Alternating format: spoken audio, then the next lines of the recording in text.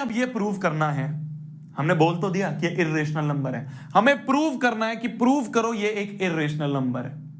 ठीक है, जो सबसे फेमस सवाल है इसका वो है prove that root 2 is irrational number. आपने बोल तो दिया कि रूट के अंदर प्राइम नंबर है तो इर्रेशनल होगा, इसे प्रूव भी कर दो। तो आज के इस लेक्चर में हमें यही पढ़ना है कि कैसे हम इर्रेशनल नंबर्स को प्रूव करते हैं।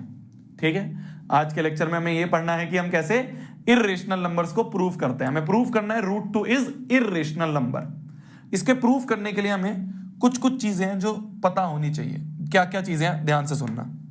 क्या क्या चीजें हैं, ध्यान से सुनना, ध्यान से सुनना। कुछ काम की बात लिखवा रहा हूं, लिख लो।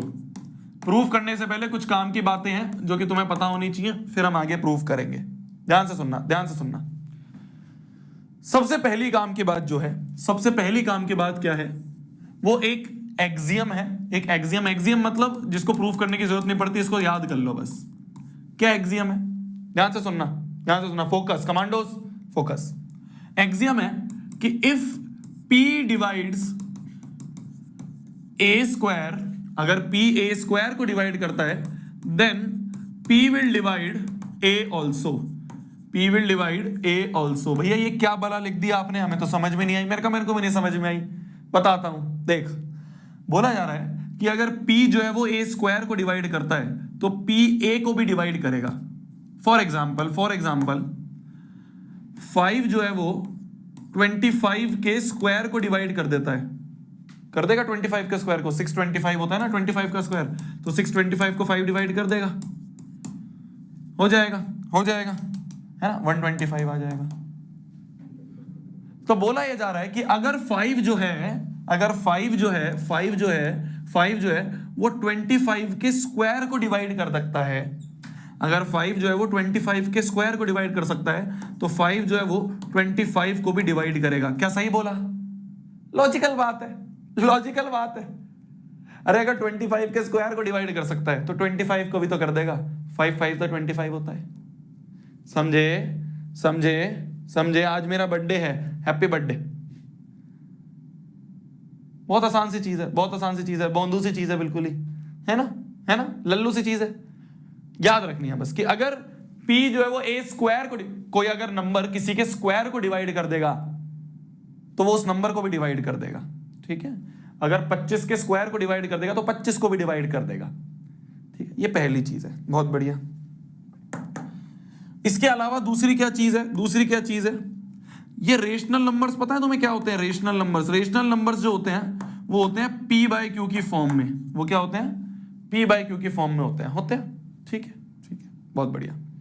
अगर मैं ये बोल दूं, अगर मैं बोल दूं, एक नॉर्मल सी ऐसी रैंडम चीज में तुमसे बात कर रहा हूं, अगर मैं ये बोल दूं, अगर मैं ये बोल दूं कि यहां पे P एंड Q जो है वो को प्राइम है, P एंड Q क्या है? P एंड Q आर को प्राइम। को प्राइम मतलब जिसका सिर्फ एक कॉमन फैक्टर है जो कि होता है 1, HCF 1 होता है उनका, है ना। P और Q क्या है? को प्राइम है। इसका मतलब क्या है? इसका मतलब क्या है? ध्यान से समझना, ध्यान से समझना। जैसे मान लो रेशनल नंबर में मैं एक एग्जांपल तुम्हें लूं, 7/3। ये दोनों को प्राइम है, ये दोनों को प्राइम है क्योंकि इनका सिर्फ एक ही फैक्टर है। ठीक है, इनका सिर्फ एक ही फैक्टर है। क्या इस पे कोई काट पीट मचा सकता हूं मैं? ये और रिड्यूस नहीं हो सकता। तो ये जो रेशनल नंबर है, ये जो रेशनल नंबर है, ये कोप्राइम वाले रेशनल नंबर, ये आगे रिड्यूस नहीं हो सकता, ये दोनों कोप्राइम है। ध्यान से सुनना। जैसे मान लो एक और एग्जांपल मैं तुम्हें लूं, 12/4 या 12 बटे मान लो 8। क्या ये दोनों कोप्राइम नंबर्स हैं? ये कोप्राइम तो नहीं है ना, 12 और 8 कोप्राइम को ही है।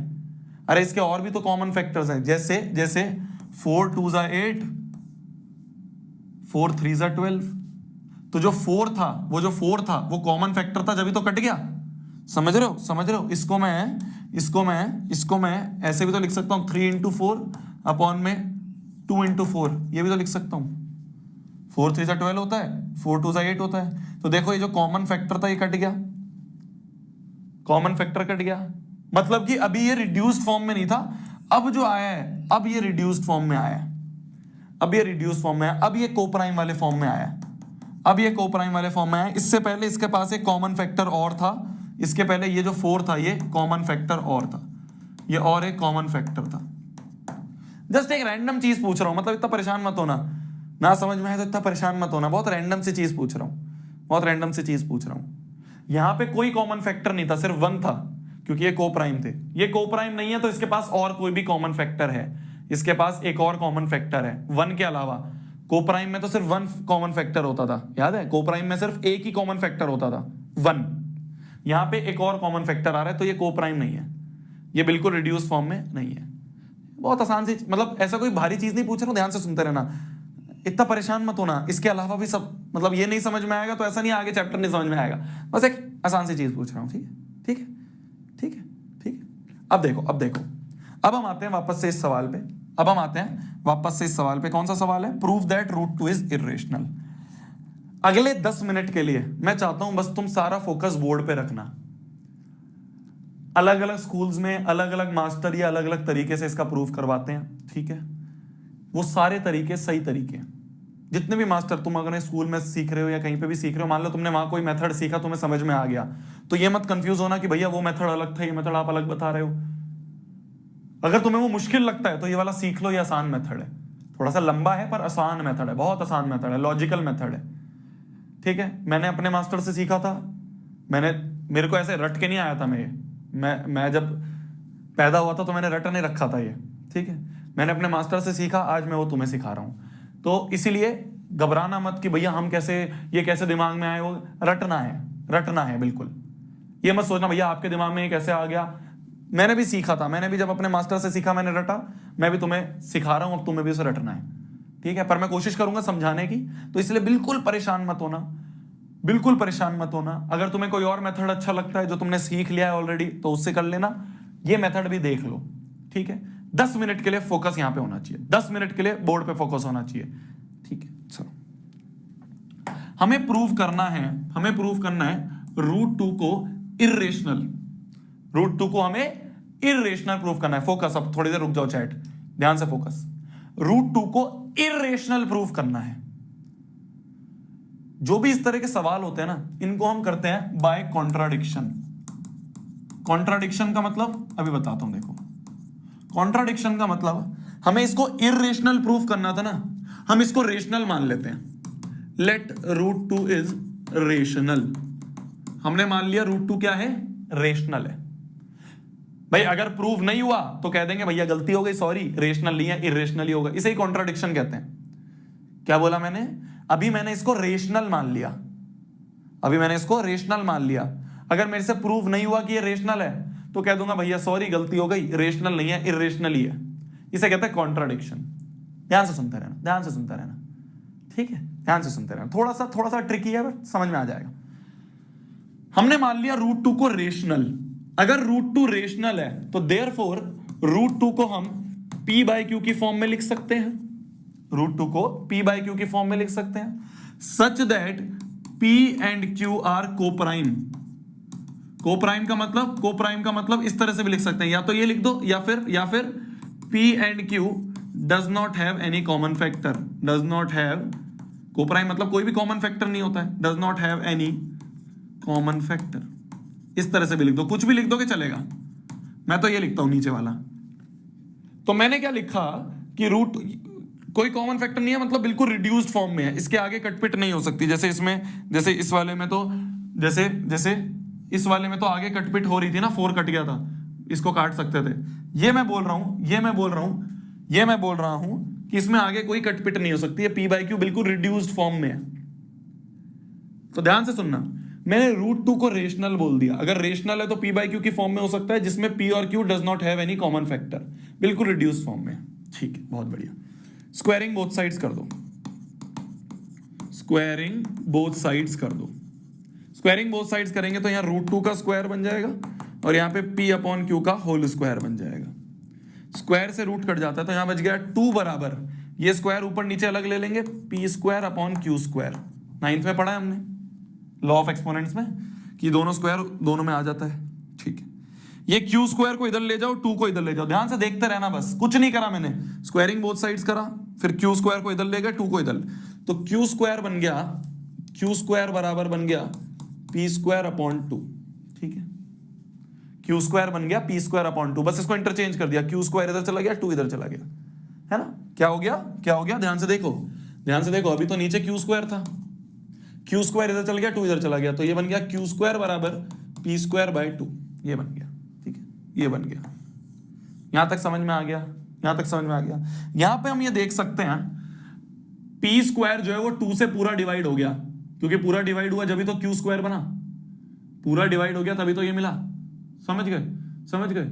तो मतलब कि 2 ने डिवाइड कर दिया पी स्क्वायर को, 2 ने पी स्क्वायर को डिवाइड कर दिया, और अगर 2 पी स्क्वायर को डिवाइड कर देगा तो हम क्या बोल सकते हैं, 2 विल डिवाइड पी ऑल्सो, कि अगर 2 ने पी स्क्वायर को डिवाइड कर दिया तो 2 जो है वो पी को भी डिवाइड करेगा। अभी पढ़ा हमने, अभी पढ़ा ना हमने, अभी तो पढ़ी थी हमने ये प्रॉपर्टी कि अगर p divide A square, p will divide A square, तो मतलब अगर 2 जो है वो p स्क्वायर को डिवाइड कर सकता है तो 2 विल डिवाइड p ऑल्सो। ठीक है, तो जब 2 ने p स्क्वायर को डिवाइड करा तो q स्क्वायर मिल गया। अब मैं बोल रहा हूं कि जो 2 है ना वो p को भी डिवाइड कर देगा, मैं बोल रहा हूं जो 2 है वो p को भी डिवाइड कर देगा। तो जब p स्क्वायर को डिवाइड करता था तो q स्क्वायर मिलता था, जब p को डिवाइड कर रहा है तो मान लो कुछ मिल रहा है, मान लो n, लेट कर लिया मैंने, मान लो n मिल रहा है भाई, जब 2 p स्क्वायर को डिवाइड करता था तो q स्क्वायर मिलता था, पर खाली p को डिवाइड करेगा तो मान लो कुछ मिल रहा है जो कि n है। ठीक है, 2 इधर ले जाए तो 2n बराबर p आ गया। ठीक है, p की वैल्यू क्या आ गई, p की वैल्यू आ गई 2n, p की वैल्यू आ गई 2n। अब इस p को पुट दिस इन फर्स्ट, इसको फर्स्ट में डाल दो, फर्स्ट ये वाला इक्वेशन है, ये वाली इक्वेशन फर्स्ट है, मतलब p की जगह 2n लिख दो, यहां पे p की जगह 2n डाल दो, तो देखो क्या बनेगा, देखना क्या मैंने सही लिखा है, q स्क्वायर बन जाएगा 2n का होल स्क्वायर अपॉन 2 बन जाएगा ये। भाई p की जगह मैंने 2n डाल दिया, p की जगह, समझते रहो, अभी आएगा समझ में, आएगा समझ में, रुक जाओ, भरोसा रखो, आएगा समझ में, अभी तुम मुझसे जल्दी कर दोगे, मुझसे पहले कर दोगे। देखो मैंने क्या करा, यहां पे p की जगह 2n डाल दिया, ये p बराबर 2n आ रहा था, p की जगह 2n डाल दिया, देखते रहो अब, तो q स्क्वायर बन गया 4n स्क्वायर अपॉन 2, ये 2 क्या, 2 2 जा 4, ये 2 अब नीचे ले जाए, ये 2 2 जा 4 बन रहा था, 2 नीचे ले गए q स्क्वायर के नीचे, तो q स्क्वायर अपॉन 2 बराबर आ गया n स्क्वायर। यहां पे भी हम देख सकते हैं कि 2 divides q square, q square को डिवाइड करा, 2 ने q स्क्वायर को डिवाइड करा तभी तो कुछ n स्क्वायर आया, पूरा डिवाइड हो गया, रिमाइंडर नहीं बचा तभी तो n स्क्वायर आया, तो therefore 2 will divide q also, 2 जो है वो q को भी डिवाइड करेगा। तो जब q2 जो है वो q को डिवाइड करेगा, भाई q स्क्वायर को जब डिवाइड करता था 2 तो n स्क्वायर आता था, 2 जब q को डिवाइड करे, भाई q स्क्वायर को डिवाइड करने पे n स्क्वायर आता था, जब खाली q को करेगा तो मान लो m आया कोई, लेट, तो यहां से आ गया q बराबर 2m, इधर गया तो q बराबर 2m। अब देखना मेरी जान, नाउ, अब देखना मेरी जान नाउ, अब मैं अगर p अपॉन q करूं, p की वैल्यू है 2n, q की वैल्यू है 2m। पहले मैं ये बोल रहा था बड़ी चौड़ में कि p और q का कोई भी कॉमन फैक्टर नहीं होगा, पर यहां पे तो एक कॉमन फैक्टर दिख रहा है जो कट जाएगा। अरे समझे बंधु, अरे पहले तो मैं ये बोल रहा था कि p and q does not have any common factor, कोई कॉमन फैक्टर नहीं है, बिल्कुल रिड्यूस फॉर्म में है।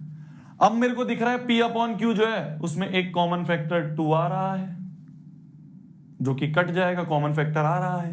पहले मैंने बोला कोई कॉमन फैक्टर नहीं है, अब मैं बोल रहा हूं कॉमन फैक्टर आ रहा है, तो ये तो मैंने अपनी बातों को कॉन्ट्राडिक्ट कर दिया, ये तो मैं अपनी बातों पे खड़ा नहीं उतरा, समझे। पहले मैंने बोल दिया कि कोई कॉमन फैक्टर नहीं, अब मैं बोल रहा हूं कॉमन फैक्टर है, तो ये तो मैंने अपनी बातों को कॉन्ट्राडिक्ट कर दिया।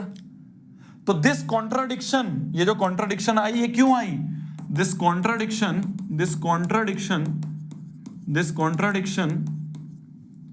Is due to our wrong assumption. ये क्यों कॉन्ट्राडिक्शन आई, क्योंकि हमने रॉन्ग एजम्पशन कर ली। क्या रॉन्ग एजम्पशन कर ली, हमने रॉन्ग एज्यूम कर लिया था कि √2 रेशनल है, हमने गलती कर दी कि √2 को रेशनल बोल दिया, ये हमने गलत एज्यूम करा है, गलत एजम्पशन करा है। तो अगर हमने गलत एज्यूम करा है कि √2 रेशनल है तो हम बोल देंगे कि भाई हमसे गलती हो गई, सॉरी, देयरफॉर √2 इज इर्रेशनल। √2 तो इर्रेशनल ही है, √2 तो इर्रेशनल ही है। मैं आपको 20 सेकंड दे रहा हूं, पहले जल्दी से इसको लिखो, फिर मैं फिर से बताऊंगा, पक्का बताऊंगा, फिर से बताऊंगा, पक्का फिर से बताऊंगा, अभी समझ में आ जाएगा। एक और सवाल करेंगे हम, √2 के बाद √5 भी करेंगे और अच्छे से समझ में आएगा, पर एक बार लिख लो। बहुत आसान है मेरी जान, मैं कह रहा हूं तेरे को, अभी पहली बार जब देखते हैं थोड़ा सा कंफ्यूजिंग लगता है, तू मेरे से पहले कर देगा अगले वाला सवाल। अब तू देख, लिख लिया, देख रिपीट करता हूं, अब रिपीट करता हूं, देखियो ध्यान से देखियो। मुझे प्रूफ करना था √2 को इर्रेशनल। मैंने कहा इर्रेशनल प्रूफ करना है ना, कॉन्ट्राडिक्शन से करूंगा। इर्रेशनल प्रूफ करना है ना, मैं पहले इसको रेशनल मान लेता हूं। अगर रेशनल है √2 तो √2 को P/Q की फॉर्म में लिख सकता हूं, और मैंने बोल दिया P और Q का कोई कॉमन फैक्टर नहीं है, तो मैंने √2 को P/Q की फॉर्म में लिख दिया। ध्यान से देखते रहे, नहीं समझ में आया था तो √2 को P/Q की फॉर्म में लिख दिया। स्क्वायरिंग बोथ साइड्स करी तो ये बन गया 2 बराबर P²/Q²। स्क्वायरिंग बोथ साइड्स करते ये बन गया, भाई इसमें स्क्वायरिंग बोथ साइड्स करेंगे तो ये बन जाएगा, Q² इधर ले गए, 2 को इधर ले गए, तो Q² बराबर P²/2 बन गया। तो मैंने देखा 2 जो है वो P² को डिवाइड कर रहा है, तो 2 जो है वो P को भी डिवाइड कर देगा। जब 2 ने P² को डिवाइड करा तो कुछ मिला, पर मैंने कहा जब 2 ने P को डिवाइड करा तो मान लो n मिला, नहीं पता मुझे तो मैंने मान लिया n मिला, तो P की वैल्यू आ गई 2n। ये P की वैल्यू 2n यहां पुट कर दी, यहां P की जगह 2n पुट कर दिया, तो P की जगह जैसे ही 2n पुट करा, कट पिट करी, 2 ये 2 नीचे ले गए, तो पता चला Q²/2 भी n² आ रहा है। पहले मुझे दिख रहा था 2 ने P² को डिवाइड करा तो P को भी डिवाइड करेगा, अब मैंने देखा 2 ने Q² को भी डिवाइड करा, तो 2 ने अगर Q² को डिवाइड करा तो 2Q को भी डिवाइड करेगा। बिल्कुल सिमिलर स्टेप है। जैसे यहां पे हमें दिखा कि 2 ने P² को डिवाइड करा, तो मैंने कहा 2P को भी डिवाइड करेगा। यहां मैं देख रहा हूं 2 ने Q² को डिवाइड करा, तो 2 जो है वो Q को भी डिवाइड करेगा, तो मैंने मान लिया यहां पे m आएगा, जब डिवाइड होएगा तो m मिलेगा, तो Q की वैल्यू 2m आ गई, P की वैल्यू आई 2n, Q की वैल्यू आई 2m, तो P/Q अगर मैं करूं तो 2m/2n होगा ना, 2m/2n होगा, 2n/2m होगा।